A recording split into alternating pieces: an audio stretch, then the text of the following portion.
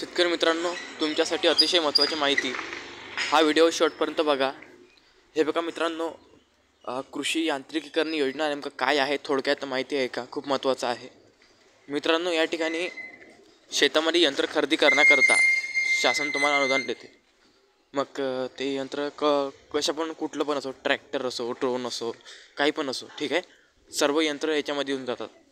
आणि हे जे आहे मित्रांनो, हे सरकारकडून तुम्हाला अनुदान मिळते. आता तुम्हाला माहीत असेल तर चांगली गोष्ट आहे, आणि नसेल तर मी तुम्हाला सांगतो मित्रांनो.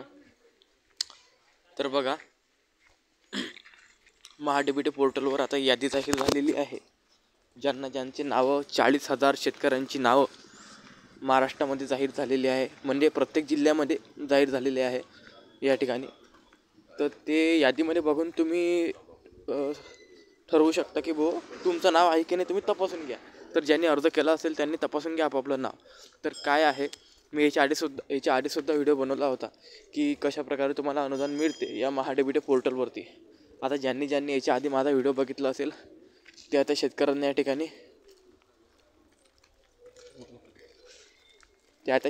ठिकाणी फायदा झाला आणि त्यांनी फॉर्म भरला मित्रांनो.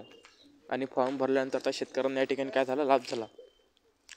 तर मी पण तुम्हाला हीच विनंती करेल की तुम्हीसुद्धा मित्रांनो काय करा, या ठिकाणी यादीत बघून घ्या.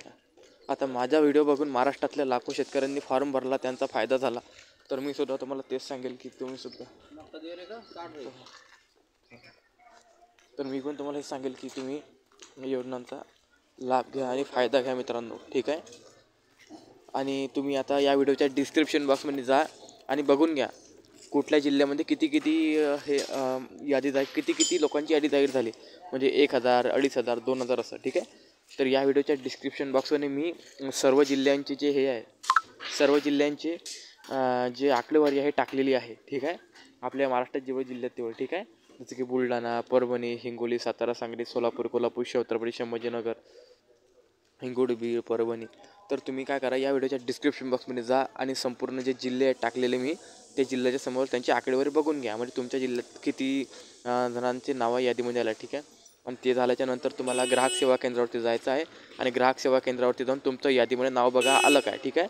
आलं असेल तर तुम्हाला नक्कीच या ठिकाणी अनुदान भेटून जाईल, ठीक आहे. आणि अधिक माहितीसाठी डिस्क्रिप्शन बॉक्समधली संपूर्ण माहिती वाचून घ्या. आणि काही अडचण असली तर मला नक्कीच तुम्ही कमेंट करा. त्याचबरोबर सरकारी योजनांसाठी आपल्या चॅनलला सबस्क्राईब करा आणि बेल आयकॉन ऑन करा, कारण सरकारी योजनांसाठी आपल्या चॅनलच्या कॉन्टॅक्टमध्ये येणं अतिशय महत्त्वाचं आहे म्हणून, ठीक आहे. चला, तर चॅनलला सबस्क्राईब करा. जय हिंद, जय महाराष्ट्र. भेटूया पुढच्या व्हिडिओमध्ये एका नवीन सरकारी